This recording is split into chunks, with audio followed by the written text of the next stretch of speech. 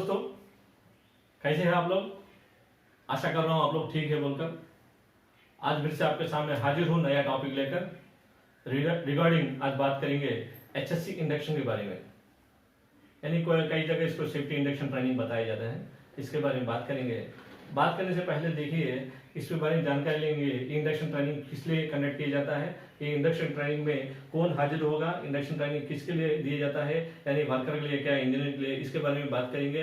ये induction training लेने से हमको क्या फायदा है इसके बारे में बात करेंगे। और इंडक्शन ट्रेनिंग में वैलिडिटी क्या होती है, कितने दिन का वैलिडिटी होता है, ये भी चर्चा करेंगे। और इंडक्शन ट्रेनिंग में क्या क्या कंटेंट बताना है और कैसा बताना है, ये भी जानकारी लेंगे दोस्तों। आइए देखिए ये इंडक्शन ट्रेनिंग क्या होता है बात करेंगे। इंडक्शन ट्रेनिंग होता है दोस्तों, कोई भी एम्प्लॉय नया कंपनी में जा रहा है, कोई भी कॉन्ट्रैक्टर आदमी, कोई भी नया आदमी जा रहा है, चाहे वो इंजीनियर भी क्यों ना हो, कोई वो सेफ्टी डिपार्टमेंट से क्यों ना हो, कोई मैकेनिकल डिपार्टमेंट से क्यों ना हो, कोई इंस्पेक्शन डिपार्टमेंट से क्यों ना हो, वो वर्कर भी क्यों ना हो, एनी कैटेगरी काम करने जा रहे हैं, बिफोर आपको एंट्री के पहले आपको इंडक्शन ट्रेनिंग कंडक्ट करना बिल्कुल जरूरी है। एज पर रेगुलेशन ऑफ ओशा भी इसको कंडक्ट करना जरूरी है दोस्तों। इसमें कोई भेदभाव नहीं है, वो इंजीनियर भी हो, उसको कितना भी एक्सपीरियंस हो, वो एज पर कंपनी की पॉलिसी के एतबार से, एज पर ओशा स्टैंडर्ड के एतबार से, एज पर और कंपनी, वो जो कंपनी में काम करने जा रहा है, जो क्लाइंट के अंदर में काम करने जाना है, उसके पॉलिसी के हिसाब से उसको इंडक्शन ट्रेनिंग कंडक्ट करना बिल्कुल जरूरी है। और उसमें कौन शामिल होगा, बिल्कुल सब लोग शामिल हो गए, वो इंजीनियर भी हो, वर्कर भी हो, सुपरवाइजर भी हो, मैकेनिकल भी हो, कोई भी हो इसमें शामिल होगा। और इसको कैसा कंडक्ट करना है, ये इसको कैसा बताना है, ये भी जानकारी ले लो।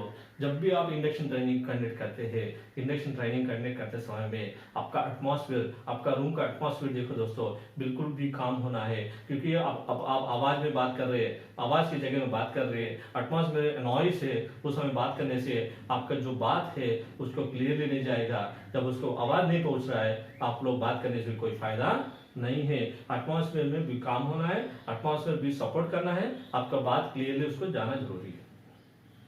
और बात करते समय याद रखिए, अब जो बात कर रहे हैं, जो लैंग्वेज है उसको बिल्कुल समझ में आना है। यानी अगर मान लीजिए सामने आदमी को हिंदी नहीं आता, अगर मैं हिंदी बात कर रहा हूं, और जब ट्रेनिंग देने से क्या फायदा है। इसलिए जो बात कर रहे हैं उसका लैंग्वेज में, उसका अंडरस्टैंडिंग लैंग्वेज में बात करना जरूरी है। फॉर एग्जांपल दे दीजिए, मेरे प्रीवियस कंपनी में देखो, जो प्रीवियस कंपनी गल्फ की जो कंपनी है उसका पैटर्न देखिए, आपको बताऊंगा। वो 3 पैटर्न रखता था, यानी वो सैटरडे और संडे कंडक्ट करेगा हिंदी लैंग्वेज में, और उसके बाद मंडे कंडक्ट करेगा और ट्यूसडे कंडक्ट करेगा ये इंग्लिश लैंग्वेज में, और वेडनेसडे थर्सडे कंडक्ट करेगा ये अरबिक लैंग्वेज में। यानी जो कंपनी में जो बात करने वाले हैं, हिंदी को हिंदी के लैंग्वेज में समझ में आएगा, और इंग्लिश बात करने वाले इंग्लिश में बात में समझाएगा, और अरबिक बात में अरबिक वाले को समझाएगा दोस्त। क्योंकि ये सब बात करने से उसको सामने वाले को ये क्या बात कर रहे हैं समझ में आएगा, समझ में आने से उसका फायदा होगा। दोस्तों अभी जानकारी ले लेंगे, ये इंडक्शन देने से, इंडक्शन ट्रेनिंग देने से ये फायदा किसको होगा। फायदा सबको होगा, कंपनी को भी फायदा होगा, और जो इंडक्शन ट्रेनिंग ले रहा है उसको भी फायदा होगा।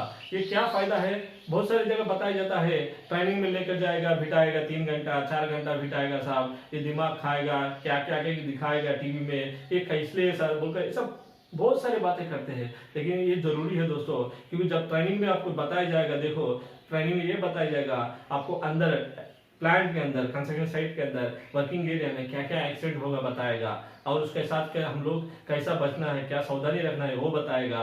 और हम लोग जब एक्सीडेंट से बचते हैं, खतरे से बचते हैं, जब आप लोग सुरक्षित साथ घर जा सकते हैं, जब अगर आपको जानकारी नहीं है, आप खतरे में आप शामिल हो सकते हैं, आपके साथ दुर्घटना हो सकता है, ये आपका फायदा होगा दोस्तों। और उसके बाद आपको नॉलेज मिलेगा, क्या है नॉलेज बताया जाएगा, प्रोजेक्ट के बारे में नॉलेज मिलेगा। ये नॉलेज के साथ आप आगे जाते हैं, आपके एक्सपीरियंस को फायदा आएगा। और उसके साथ कंपनी को भी फायदा ये है दोस्तों, जब आपके साथ दुर्घटना नहीं होता है, जब एक्सीडेंट नहीं होगा, कंपनी में काम सही चलेगा। जब कंपनी में सही काम चल रहा है, तब टारगेट रीच हो जाएगा, उसका प्रोडक्शन अच्छा होगा, उसका ऑन टाइम में प्रोजेक्ट भी कंप्लीट हो जाएगा दोस्तों। इसलिए इंडक्शन देना बिल्कुल जरूरी है, ये बेसिक रिक्वायरमेंट है कंपनी की, इसलिए आपको ट्रेनिंग दी जाता है। आज आइए अब बात करेंगे कंटेंट क्या होता है, कि कंटेंट में क्या क्या बात करना है। जब भी आप इंडक्शन ट्रेनिंग जाते हैं, पहले आप जब इंडक्शन ट्रेनिंग आप दे रहे हैं, पहले डिस्कस करना है व्हाई वी आर हियर, यानी हम लोग इधर क्यों इकट्ठा हुए, किस मकसद से इकट्ठा हुए, मकसद क्या है, क्या सीखने आए, क्या जानकारी लेने आए, इसके बारे में चर्चा करना जरूरी है। और दूसरा बात करना है प्लांट ओवरव्यू, यानी प्लांट स्ट्रक्चर के बारे में। आप जो कंपनी में काम करने जा रहे हैं, जो कंपनी के अंदर प्लांट करने जा रहे हैं, कंस्ट्रक्शन साइट ना हो, रोड का साइट का ना हो, कोई भी इंडस्ट्री के अंदर हो आप जा रहे हैं, इसके अंदर की जानकारी देना जरूरी है। यानी फॉर एग्जाम्पल दे सकते हैं कैंटीन किधर है, बस स्टॉप किधर है, इमरजेंसी किधर है, आपको इमरजेंसी फोन कॉल्स किधर से करना है, और ऐसे काम के एरिया किधर है, हजार्डस जोन किधर है, जोन्स क्या होते हैं, जोन के अंदर कैसा चलना है, पेडेस्ट्रियन वॉकवे किधर है, ये पूरा जानकारी इसमें देना जरूरी है। और उसके बाद विजन बताना है, कंपनी का क्या विजन है, कंपनी क्या विजन जा रहा है, कंपनी का टारगेट्स क्या है, ये पूरा भी बताना जरूरी है। और उसके बाद बताना है, बहुत जरूरी बात है, HSC पॉलिसी, यानी हेल्थ एंड सेफ्टी एनवायरनमेंट की पॉलिसी के बारे में आप बताना जरूरी है। ये पॉलिसी में कंपनी क्या कमिटमेंट दे रही है आपके साथ, ये भी जानकारी बताना जरूरी है। और उसके बाद एम बताना है, HSC का क्या एम है। फॉर एग्जाम्पल मान लीजिए कोई कंपनी में 0 एक्सीडेंट एम बताया जाता है, 0 एक्सीडेंट, 0 इंजरी, ये बताया जाता है। आगे आपका ऑर्गेनाइजेशन में क्या एम है, ये भी बताना जरूरी है। और उसके बाद डिस्कस कर सकते हैं इमरजेंसी प्रोसीजर्स, यानी इन केस ऑफ इमरजेंसी हो गया आपके काम के एरिया में, तब आप कैसा बिहेव करना है, कैसा इवैक्यूएट होना है, किधर जाकर खड़े होना है, असेंबली पॉइंट्स किधर है, एग्जिट रूट्स किधर है, इसके बारे में आप जानकारी देना है। इमरजेंसी फोन कॉल्स करते हैं, इमरजेंसी टेलीफोन नंबर्स के बारे में डिस्कस करना है, फोन कॉल में क्या क्या बताना है, ये भी जानकारी देना जरूरी है। और उसके बाद बता सकते हैं स्मोकिंग के बारे में, स्मोकिंग, ड्रग, अल्कोहल पॉलिसीज के बारे में बता सकते हैं। काम के एरिया में अल्कोहल कर आते हैं, उसके में एक्शन क्या लिया जाएगा। और ऐसे अगर आपका कंपनी, आपका ऑर्गेनाइजेशन स्मोकिंग को सपोर्ट कर रहा है, स्मोकिंग जोन्स बताया जाता है, अगर उस जोन्स किधर बनाए गए हैं उसके बारे में डिस्कस कर सकते हैं।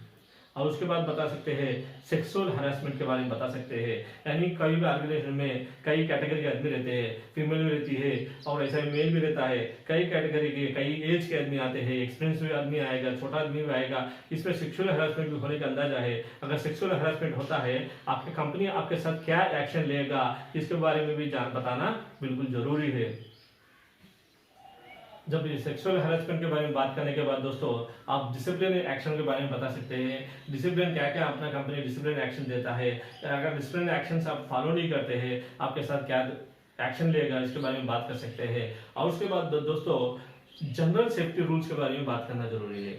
हर ऑर्गेनाइजेशन में, हर प्लान के अंदर कई जनरल सेफ्टी रूल्स बताया जाता है। कोई ऑर्गेनाइजेशन में 10 सेफ्टी रूल्स बताएगा, कोई ऑर्गेनाइजेशन में 5 सेफ्टी रूल्स बताएगा, कई ऑर्गेनाइजेशन 7 सेफ्टी रूल्स बताएगा। डिपेंड अपन आपका ऑर्गेनाइजेशन कैसा आपका डिजाइन किया गया है, आपका ऑर्गेनाइजेशन कैसा आपको दिया गया है, उसके बारे में आपकी सेफ्टी रूल्स जो है, जनरल सेफ्टी रूल, उसके बारे में आप बता सकते हैं।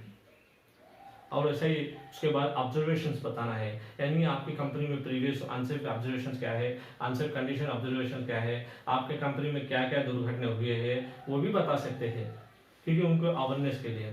और उसके बाद ड्राइविंग पॉलिसी बता सकते हैं, ड्राइविंग सेफ ड्राइविंग पॉलिसी क्या है, कितना स्पीड में जाना है, कौन सा जोन में, कौन सा रोड में कितना स्पीड में जाना है, अगर ज्यादा स्पीड में जाने से आपकी कंपनी क्या एक्शन ले सकता है, आपका ऑर्गेनाइजेशन क्या डिजाइन किया है उसके एक्शन के तौर पर, ये भी बता सकते हैं।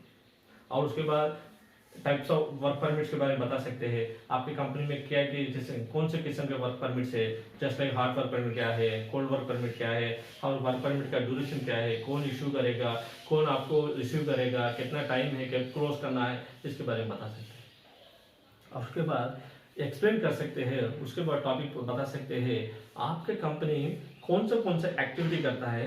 फॉर एग्जांपल वर्क हेड का एक्टिविटी करता है, फॉर एग्जांपल आपको हार्ड वर्क एक्टिविटी कर रहा है, फॉर एग्जांपल कोई मैकेनिकल एक्टिविटी कर रहा है, कोई इक्विपमेंट का एक्टिविटी कर रहा है, जो भी एक्टिविटी है, स्कैफोल्डिंग एक्टिविटी ले लो, कोई भी रिगिंग एक्टिविटी ले लो, कोई भी है, उसका रिगार्डिंग आप डिस्कस करना है, रिगार्डिंग बताकर उसमें क्या हजार्ड हो सकता है, क्या प्रिकॉशन लेना, इसके बारे में ज्यादा चर्चा करना जरूरी है।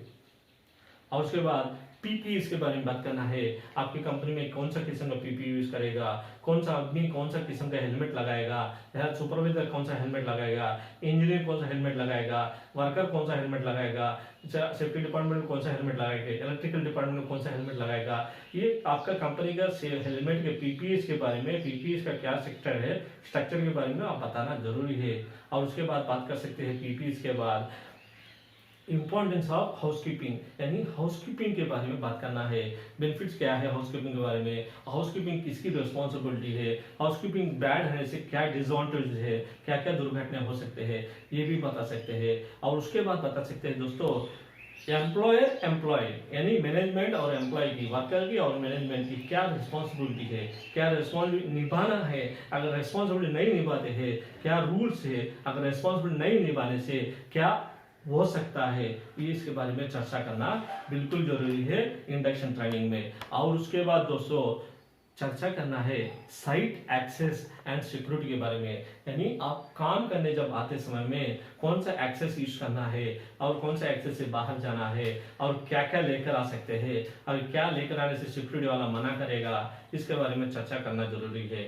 और लास्ट पॉइंट दोस्तों कोई भी मैसेज देना जरूरी है, यानी अवेयरनेस के लिए, आदमी लोग के समझने के लिए कोई भी मैसेज पास करना है। फॉर एग्जाम्पल तौर पे बोल सकते हैं your family is waiting for you, यानी आपकी परिवार आपके लिए इंतजार है। इसके बारे में चर्चा करना बिल्कुल जरूरी है दोस्तों। और जब भी इंडक्शन ट्रेनिंग खत्म होने के बाद आप आपस में बात करना है, उनको समझ में आया नहीं आया पूछना जरूरी है। और समझ में आने के बाद कोई भी कंपनी के अंदर, कोई भी, हम लोग प्रीवियस कंपनी में काम किए थे उधर एग्जाम रखते थे, इंडक्शन ट्रेनिंग खत्म हो गया छोटा सा एग्जाम रखते थे, क्योंकि जो ट्रेनर है उसको समझना है, जो ट्रेनिंग जो लिया है उसको समझ में आया नहीं आया, छोटा एग्जाम रखेगा और उसके बाद डॉक्यूमेंटेशन उसके पास रख लेगा। और ऐसे ट्रेनिंग खत्म होने के बाद दोस्तों उसको गेट पास इशू होगा, जो आईडी कार्ड बोले जाता है, गेट पास बोले जाता है, एक गेट पास इशू होगा।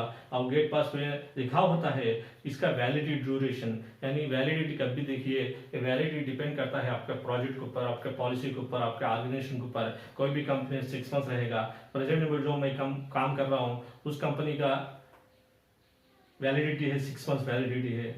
ऐसा हर कंपनी का अलग अलग आरक्षण होता है। और उसका जब भी वैलिडिटी खत्म हो गया उसके बाद रिफ्रेश उसको इंडक्शन ट्रेनिंग दिया जाता है, फिर इशू करेगा नया कार्ड। और ऐसा ये इंडक्शन ट्रेनिंग खत्म होने के दोस्तों उसको एक स्टिकर दिया जाता है, स्टिकर हेलमेट में चिपकाएगा।